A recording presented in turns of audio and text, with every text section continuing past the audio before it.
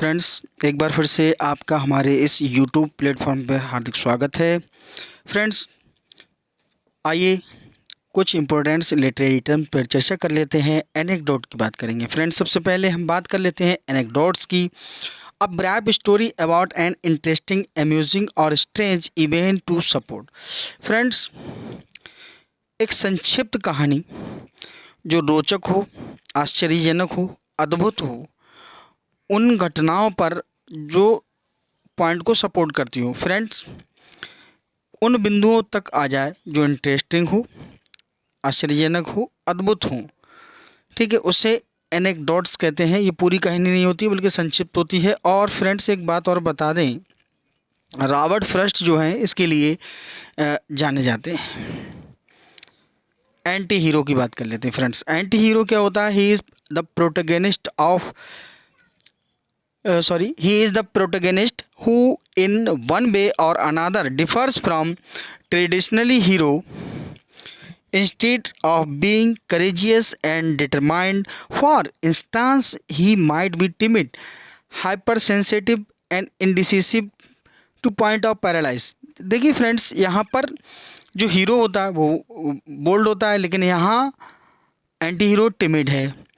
या वहाँ पर करेजियस जो होता है वो हीरो होता है, लेकिन एंटी हीरो जो होता है वो ट्रेडिशनल हीरो से भिन्न होता है। वो हाइपर सेंसिटिव होता है, इंडिसिसिव होता है और हर तरह से बिल्कुल लचीला होता है। ठीक है फ्रेंड्स, आगे बढ़ते हैं।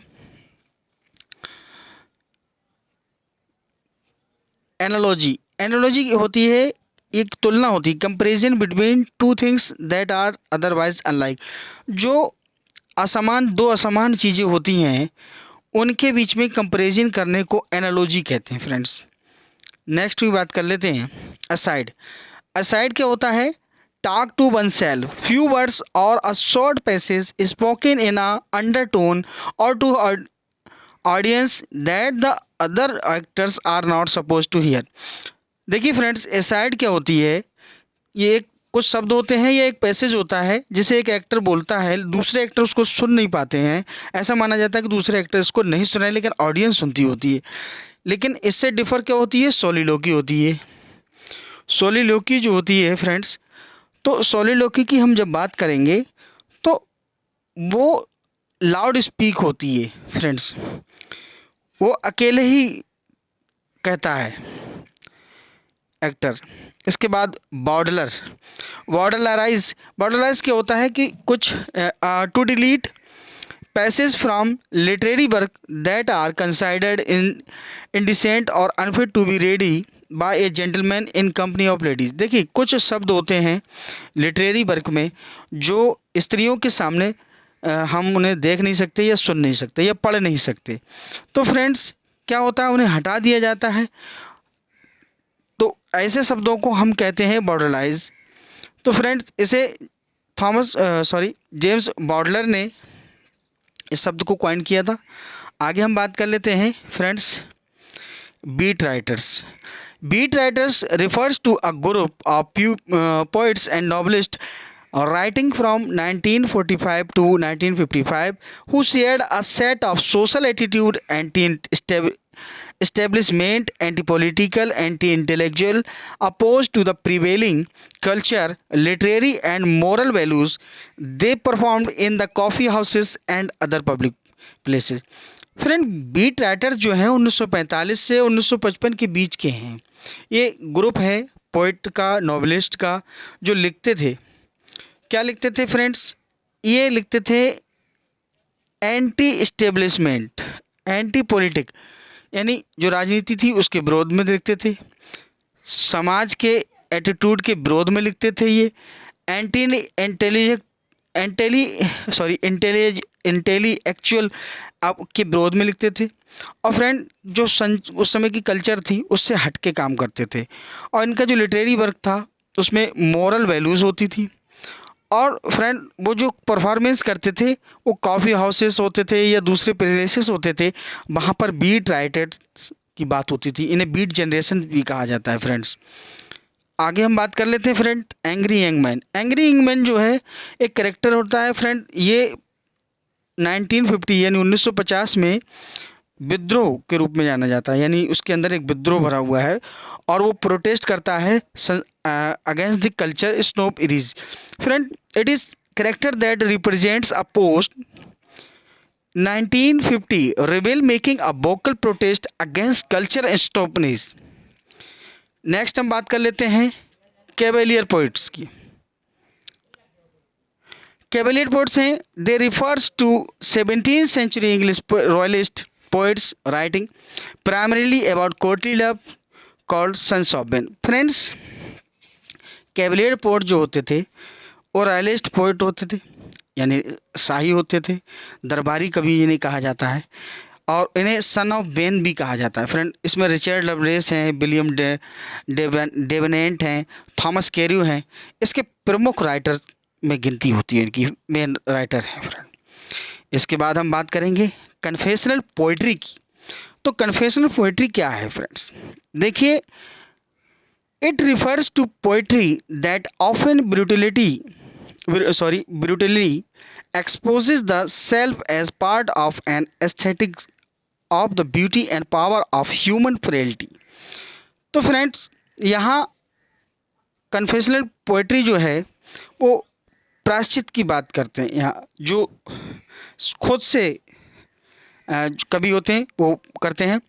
और फ्रेंड्स, यहाँ सुंदरता, शक्ति, जो मानवता के अंदर कमजोरी है उसकी बात करते हैं। इसमें रॉबर्ट लॉवेल हैं, सिल्विया प्लाथ हैं, एलिसिया ऑस्ट्रिक हैं, और इंडिया में फ्रेंड जो कमला दास हैं उन्हें भी कन्फेशनल पोइट ही माना जाता है। इसके बाद इनलाइटमेंट मूवमेंट की बात करते हैं। It was a movement around 1660-1790 throughout Europe is emphasised reason liberty and technically progress. It is called age of reason. Friends, enlightenment जो मूवमेंट है 1660 और 1790 की बात है, जब यूरोप में लिबर्टी यानी आज़ादी और टेक्निकली प्रोग्रेस जो तकनीकी तरक्की हुई थी उसकी बात करते हैं। फ्रेंड, इसे एज ऑफ रीजन यानी कारण का युग कहा जाता है। इसमें थॉमस हॉब्स थे, जॉन लॉक थे, रूसो थे और डेस्कार्टेस थे, डेकार्टे जिन्हें कहते हैं, इनके जो वर्ग थे। और फ्रेंड्स, इसमें कार्ल मार्क्स की कविता द दास कैपिटल भी आती है, रूसो की जो बुक है सोशल कॉन्ट्रैक्ट है वो भी आती है। फ्रेंड्स, तो इस तरह से हम बात कर सकते हैं कि ये एक क्रांतिकारी युग था। फ्रेंड्स, आगे हम बात करते हैं डार्क रोमांटिज्म की। डार्क रोमांटिज्म क्या है? It was a 19th century American movement in reaction to transcendentalism. It finds man inherently sinful and self-destructive and nature a dark mysterious force। Friend, ये 19वीं शताब्दी के अमेरिकन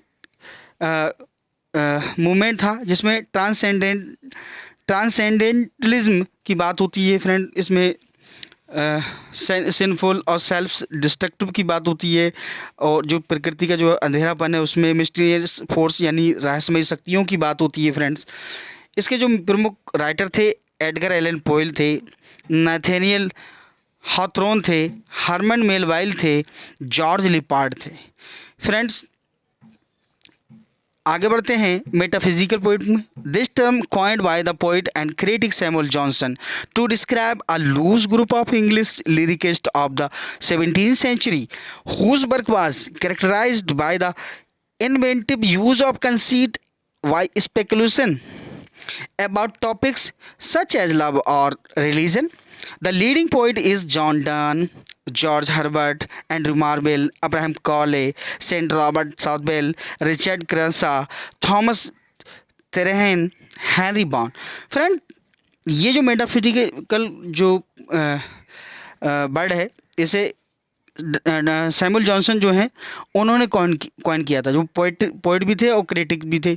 और उन्होंने जो लूज पोइट्री थी, लूज ग्रुप था इंग्लिश पोइट्री का इंग्लिश में, तो उसके लिए ये बात कही थी जो लिरिकिस्ट थे उनके लिए 17वीं शताब्दी में। फ्रेंड्स, और फ्रेंड उन्होंने इसमें स्पेशली उन टॉपिक को लिया जो लव यानी प्रेम पर और रिलीजन यानी धर्म पर आधारित थे। इसमें जॉन डन प्रमुख रूप से हैं जो लीडिंग पोइट रहे हैं इसके। हर्बर्ट जॉर्ज हर्बर्ट भी हैं, एंड्रयू मार्वेल भी हैं, अब्राहम कॉले भी हैं, सेंट रॉबर्ट सॉथबेल भी हैं, रिचर्ड क्रंसा भी हैं, थॉमस थ्रेहन भी हैं, हेनरी बॉन भी हैं। फ्रेंड्स, मेटाफिजिकल पोइट्री जो है वो बहुत ही ज़्यादा पॉपुलर होती है। मॉडर्निज्म की बात करते हैं। This movement was barricaded of early 20th century encompassing primitivism, formal innovation और reaction to science and technology। देखिए फ्रेंड्स, जब 20वीं शताब्दी की ये मूवमेंट है और फ्रेंड इसमें साइंस यानी विज्ञान और टेक्नोलॉजी और तकनीकी का बात हो तो उस युग का ये मूवमेंट है। फ्रेंड, इसके जो लीडिंग राइटर थे वो Ezra Pound, T S. Eliot, James Joyce, gertrude Stein, Fernando Pessoa. Friends, आपको ये वीडियो कैसा लगा कमेंट्स बॉक्स में हमें ज़रूर लिखें। फ्रेंड्स, यदि आप हमारे चैनल पर नए हैं तो इसे सब्सक्राइब कर लीजिए और बेल आइकन प्रेस कर लीजिए जिससे आपको सारी नोटिफिकेशन आसानी से मिलती रहे। फ्रेंड्स, अपने मित्रों में से शेयर कीजिए, चैनल को सपोर्ट कीजिए। Thanks for watching.